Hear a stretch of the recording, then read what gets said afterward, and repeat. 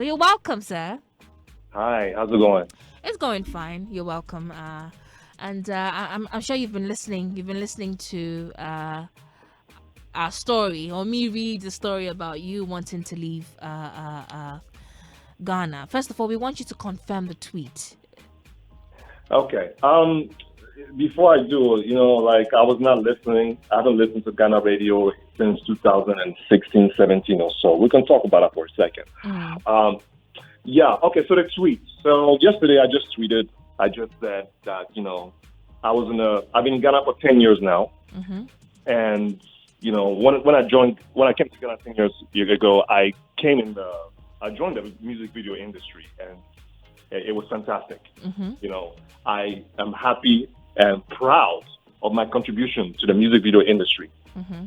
And I had a huge, strong impact and contribution to the music video industry right now. Mm-hmm. Before me, like a lot of music video directors did not have a face to them. Now that so many of these young kids are doing fantastic music videos.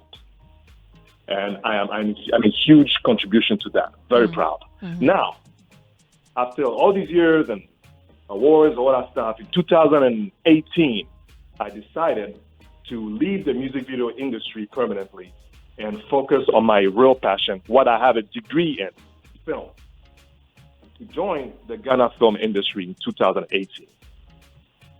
And not just as a director, but as an actor as well. I mean, I'm an actor too. I acted in Shirley's series and a few other things here and there. And as a director as well. So since then, I did one great film, and I won 18 awards, including Best Film and Best Director, Ghana Movie Awards 2019. I'm very proud of that. The film has won 18 awards overall. However, overall, in my journey since 2018, permanently joining the film industry since 2018, I've seen how dead the film industry is in Ghana. It's just terrible. It's bad. It's dead. It's ridiculously bad. And I'm very, very shocked that people are not even vocal about it one bit. When you No, say the industry is ridiculously bad, what exactly do you mean? In what sense? you know exactly what I mean. When was the last time you watched a Ghana film? When was the last time you or any people listening to your show watch a Ghana film? You understand? Here's the thing. You can look at social media and you can say that, okay, these actors are doing well and stuff. Let me tell you something. Okay, let's look back for a second, yeah? A lot of the celebrities, these Ghanaian celebrities, actor celebrities that you people know, ask yourself, when was the last time they actually did a film? Or when was the last time you actually watched any of the films? And how can you even watch their films? Because here's the thing. Look at the structures that are there in order for you to watch a Ghana film. If there are cinemas, how many cinemas do we have? Three? Three cinemas. Just three cinemas. And in Corona times, we cannot control Corona. But our government decided to close these three cinemas that we have. Just three. And they've been closed the whole time. So even when clubs were open, restaurants were open, the cinemas were still closed. And up to now, people that work at Silverbird, I feel sorry for them because what's going on? It's closed. And I'm thinking of leaving because our brother, sister country, Nigeria, in this COVID time, a film by Funke Akindele called Omogeto has made 468 million naira in this COVID time. Do you know how much money that is? That is $1.2 million in COVID times at the box office. While we are here and we closed up the small three cinemas that we have. Do you know how many cinemas are in Nigeria? I will tell you. In 2019, Nigeria had 58 cinemas. They have at least 70 cinemas. In Ghana, we just have Silverbird, like three branches. Like two branches and then one at the, what's it called? Wine and Dine Cinemas in Kumasi. Nigeria has Silverbird Cinemas. They have Film House Cinemas, Blue Picture Cinemas. They have Ebony Life Cinemas, Genesis Cinemas. They have about 70 cinemas in Nigeria. So Pascal, let me get this right. Are you Are you relating the closure of cinemas to the bad in the film industry being bad, or your problem is with the cinemas being closed? Which is it? Are you saying that the industry is ridiculously bad because most cinemas have been closed down, or you really have a problem with the government shutting down or closing down cinemas in these COVID times? Sister, 1 + 1 = 2. 2 + 2 = 4. So my answer to you is yes, yes, and yes. I mean, the industry was bad, and it's even worse because of the cinemas being closed. Do you want me to, I don't know how long I have. You want to talk for an hour, I can talk for an hour. Please talk. I mean, why do you think the movie industry is no more booming or is bad? I really want to understand. I didn't hear you properly. Did you say something about insult? I didn't hear you properly. No, I didn't say anything about insults. I'm asking you why do you think? Okay. Yeah, the movie industry is bad or not booming so anymore. So let's go back. If not the cinemas being closed, let's go back. Now, in order for industry to thrive, everybody has their contribution. There are different infrastructures, there are different departments that help an industry grow.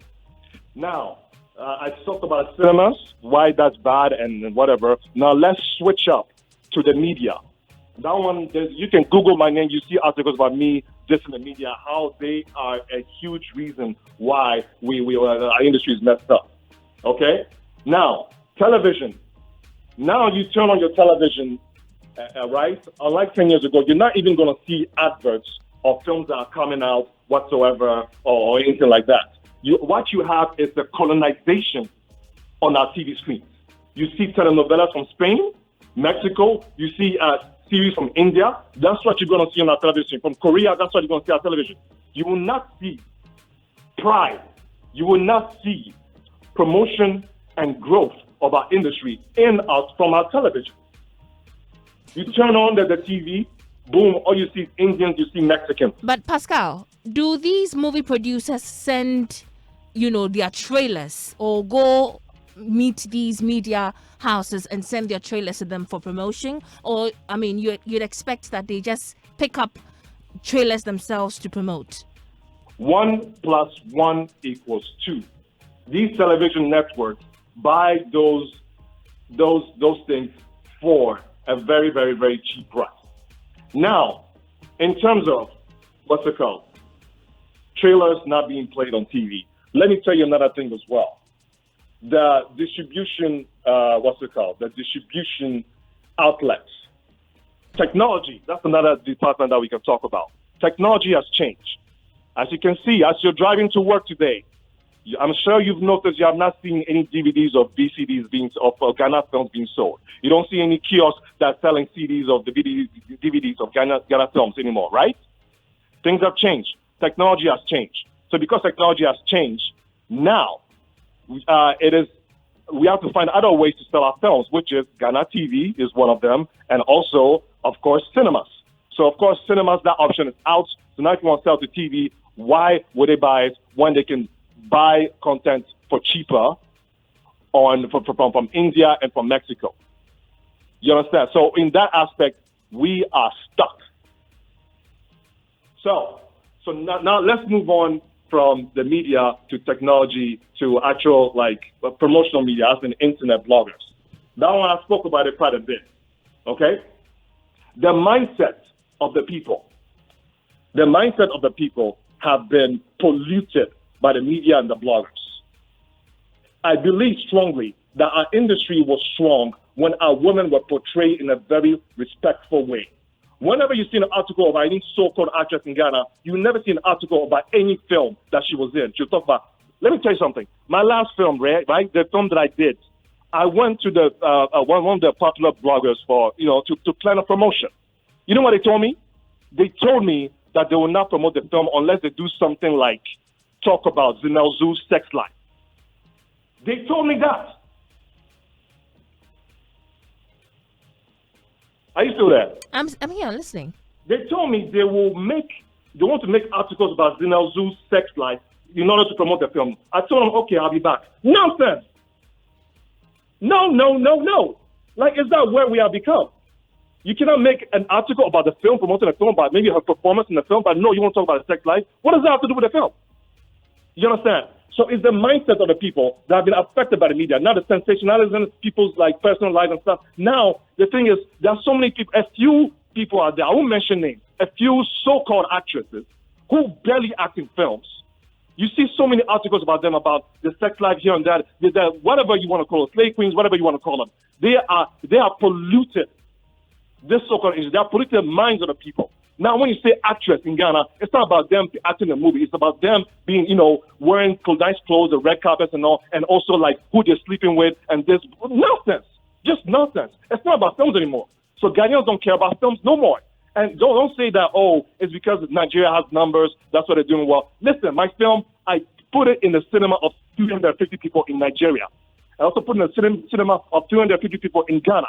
And I have video evidence of people's reactions to my film in Nigeria and Ghana, and the mindset is different. Ghanaians barely take film seriously anymore, and the media is strongly to be blamed for that. How films are promoted, how women are promoted. I spoke about that in length. I can spend the whole 2 hours talking about this thing. But at the end of the day, Charlie, we don't have to keep Googling my name and you see articles about me talking about, how this, how that. What bothers me the most about this, yeah? These actors that you and I know, well, I know a lot more, but that you and your viewers mostly know. These are actors that made it in the industry over 10, 11 years ago when the industry was big. Why was it big? Because we collaborated with Nigerians. These people made it big in the Nigerian industry. Now that we are separated from Nigeria, look at us now. So these actors are still popular, right? And you see some of them on billboards and they write their name and actress. When was the last time they were acting in a movie? They have 2 million followers on social media, but now they're not actors anymore. They are brand ambassadors, they are models, they are social media stars. And you see all the fans typing, I want to be like you, I want to be a star like you. A star for the where? For which industry? For which film? It is dead. It's completely dead. It's sad that me, films, I want to make great, show our culture, all those things. But the industry is dead. With the music video, I was in the right place at the right time. I had a passion for music videos, and the industry was dope. There was also period that. And then we grew up, and it has grown exponentially. But the film industry is just dead. And I'm an artist. I'm not, someone to engage the government or here and there. I'm just some guy who just grabs the camera and shoots great stuff and put it out there. I did that with music videos and it blew up. You do it with film, but the industry is just dead. It's dead. Of course, there are some few exceptions of filmmakers that do very well. Shout out to Peter Sorupia. Shout out to Shirley. Oh my gosh, Shirley is the queen. She still has an audience from 10, 11 years ago. Boom, it hasn't died. You understand? And shout out to Kobe Bryant as well.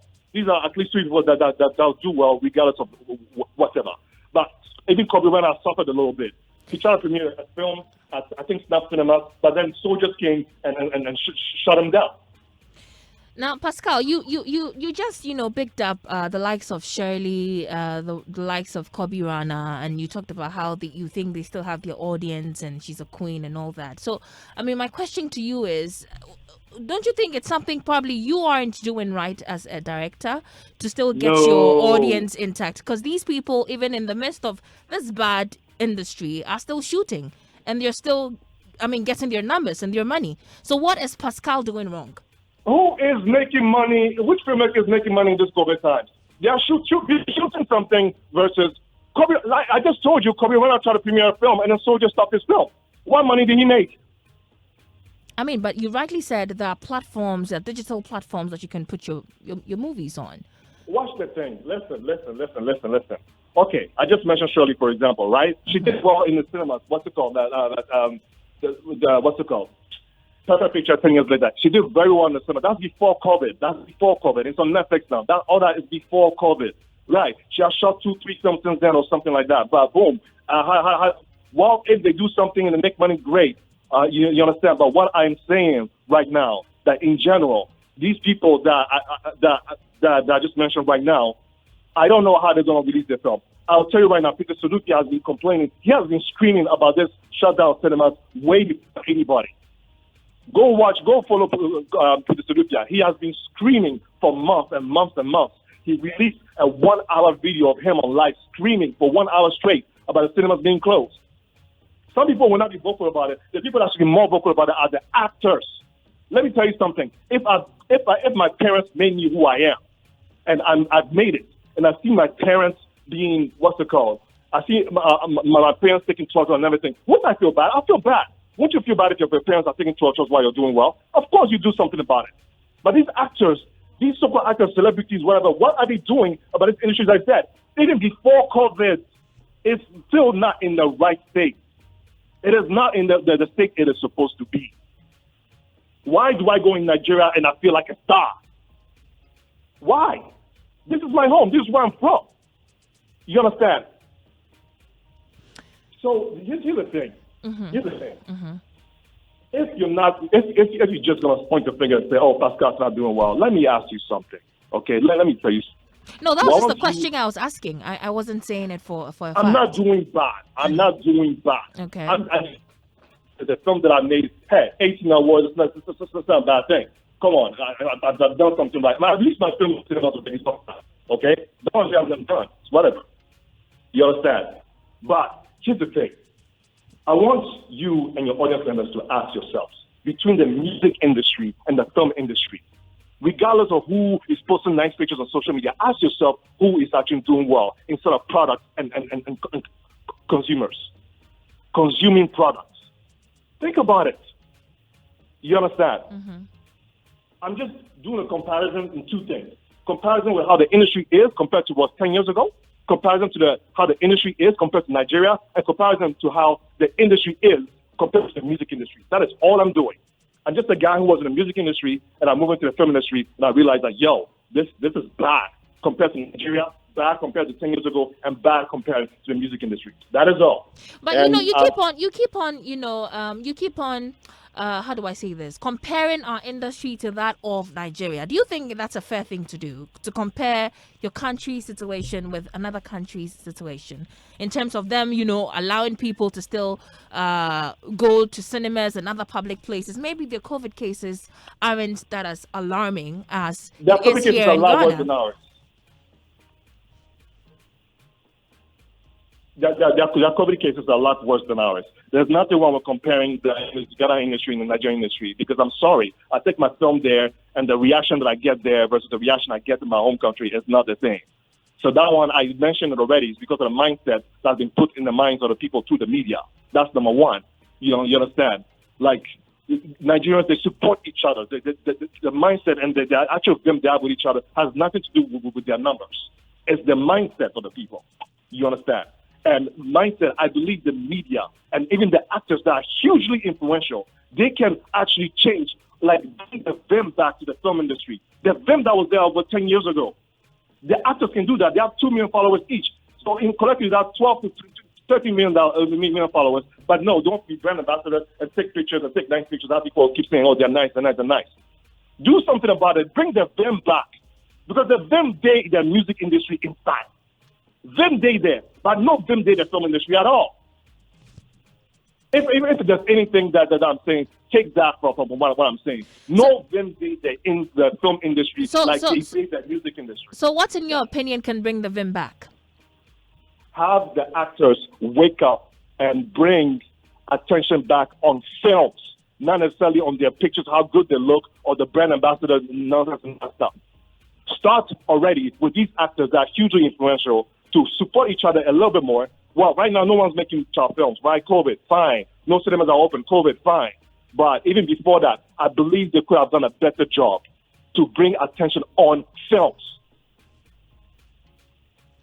Now, a committee has been set to, find a name for the Ghana film industry. Do you think, it's a step in the right direction? At least it's something you're doing to sort of help revive the industry back. Do you think that's what the industry needs? Okay, this one has been what's it called? Made by the National Film Authority. I like those people; they're nice, but Charlie, they're doing the best they can with scraps.